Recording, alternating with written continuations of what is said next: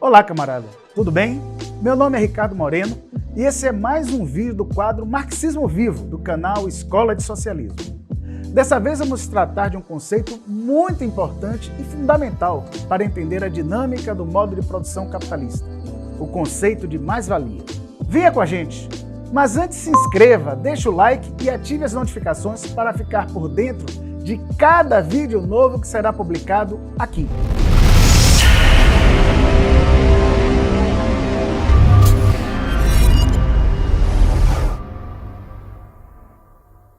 Antes de qualquer coisa, é importante resgatar o nome da ciência econômica, tal qual era chamada pelos primeiros economistas, desde Adam Smith.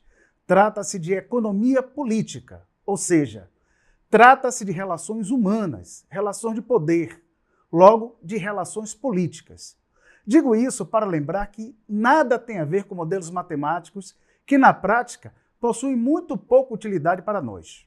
É neste campo, o da economia política, que se dá a contribuição marxista. O que Marx aprofundou nada mais foi do que o estudo das relações de produção de uma sociedade historicamente determinada e concreta no seu nascimento, desenvolvimento e declínio. Eu diria não somente de produção, mas também das formas de reprodução desta dada sociedade.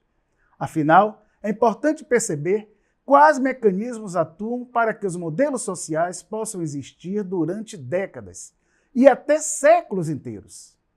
É isso que se insere na própria lógica da existência humana, enquanto espécie. E que sociedade foi essa estudada pelo alemão?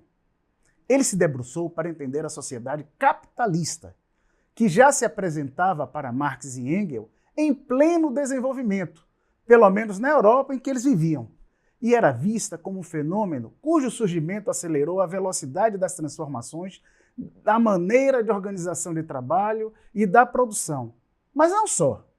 Na maneira sistêmica, modificou o mundo culturalmente, filosoficamente, com hábitos, organização política, etc. Engels escreveu em 1876 que o trabalho é a fonte de toda riqueza, afirmam os economistas.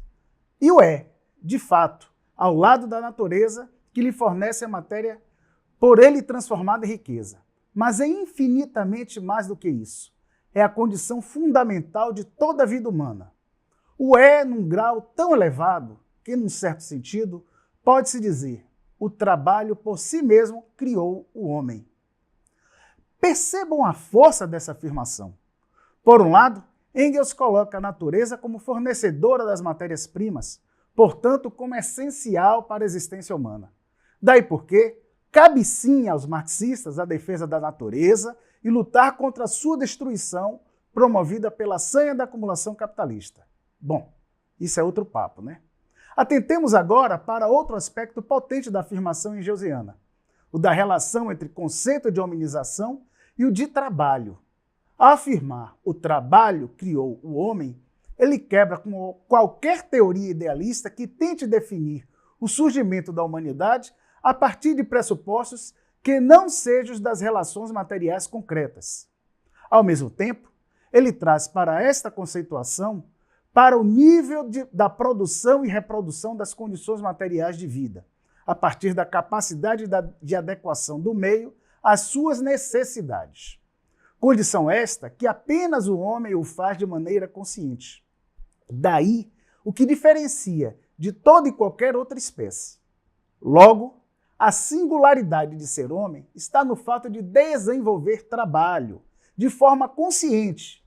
E como Engels também diz em sua icônica frase, o entendimento que o trabalho gera riqueza já era um consenso entre os primeiros economistas, os economistas ingleses.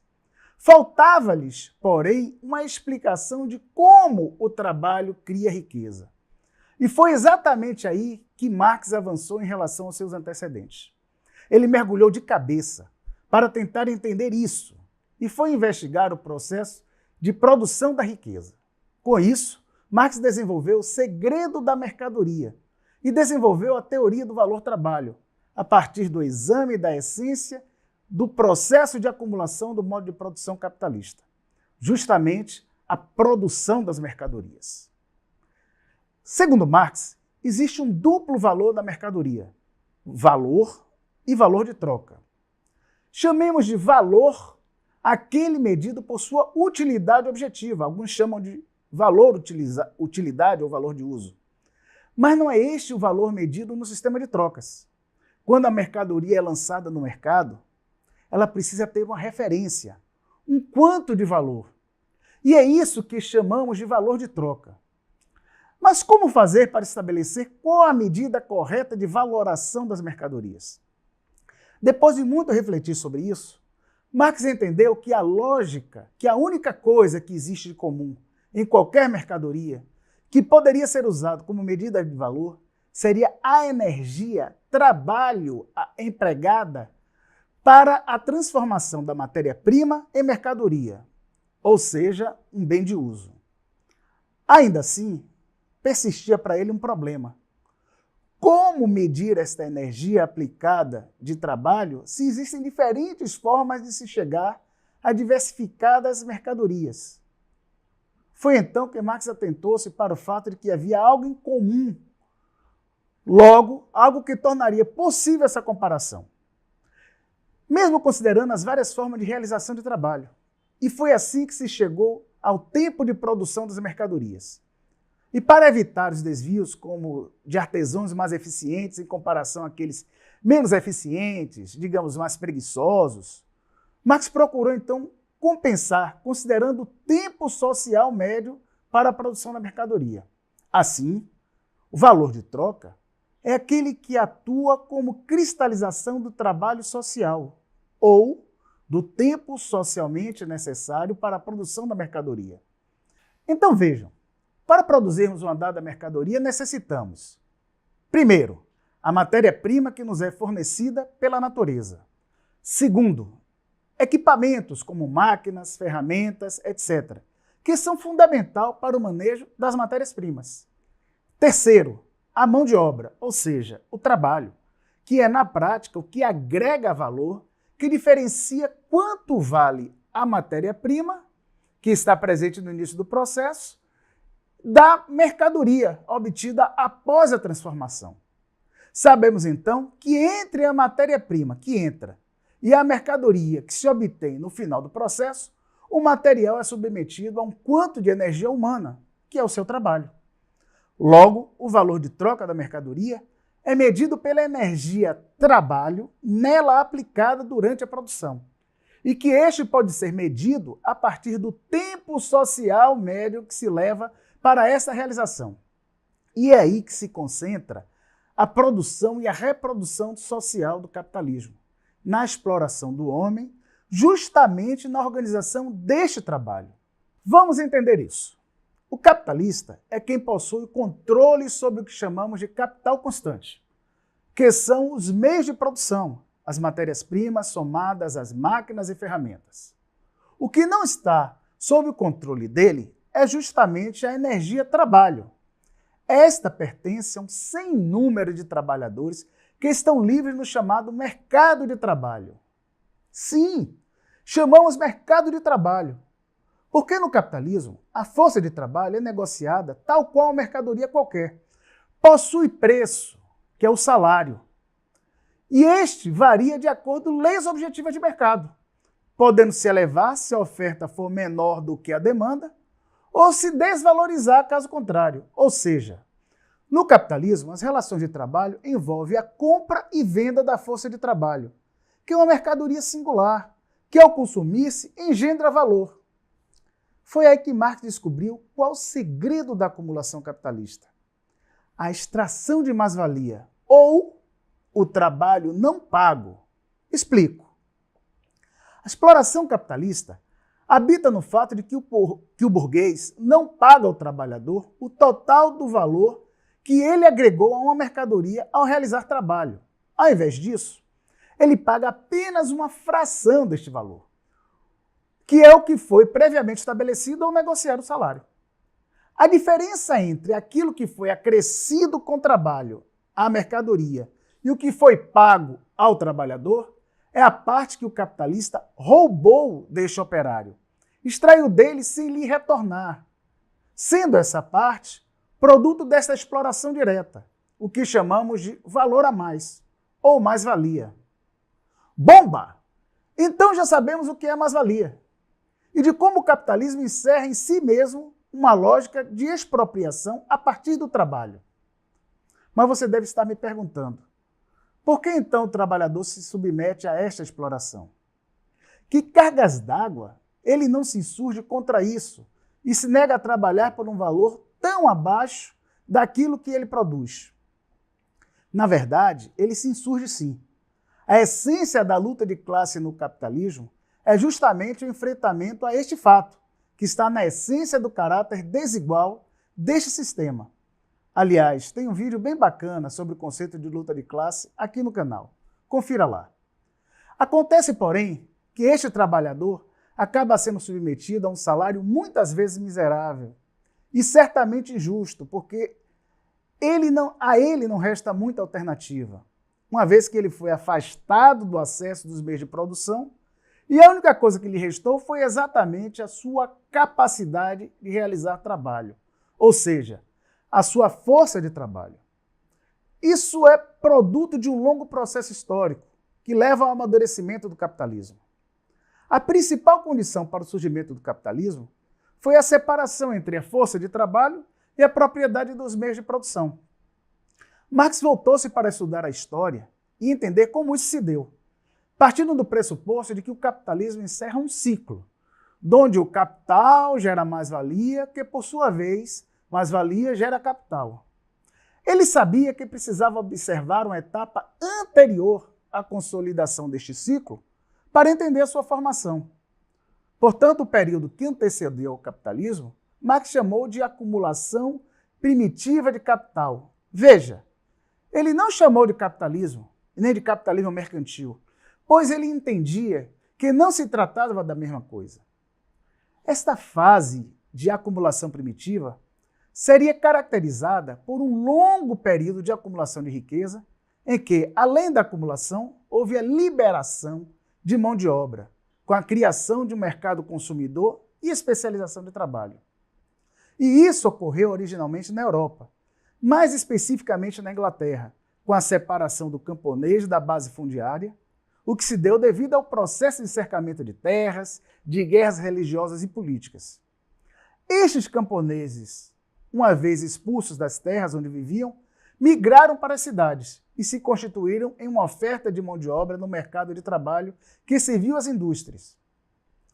Com essa grande oferta de força de trabalho, os capitalistas encontraram as condições ideais para iniciar o processo de exploração capitalista, já que a fartura da oferta de mão de obra lhes garantiu a possibilidade de oferecer baixos salários. Além disso, os trabalhadores que antes podiam produzir tudo aquilo que precisavam para consumir, agora que eles restavam apenas a força de trabalho, necessitavam ir ao mercado e usar o salário que lhes foi pago pelos capitalistas para poder comprar as mercadorias que são geradas nas diferentes indústrias. Isso se ele quiser comer, vestir, beber, estudar, etc. Ou seja, o processo de acumulação primitiva criou não apenas o excedente da mão de obra, condição sine qua non para que a exploração da mais-valia se desse, como também garantiu o surgimento de um grande mercado consumidor para as mercadorias capitalistas.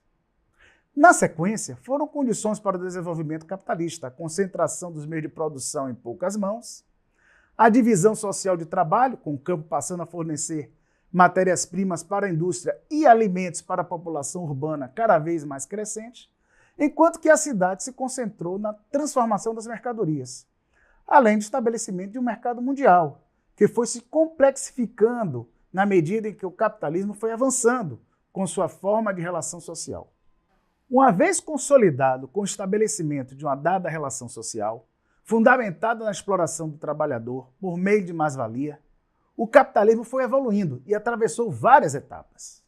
Primeiro, capital comercial, fase iniciada ainda marcada por forte presença de acumulação primitiva, onde a expropriação violenta das terras coloniais se somaram ao processo da acumulação de riqueza pré-capitalista e foi essencial para financiar as primeiras indústrias modernas.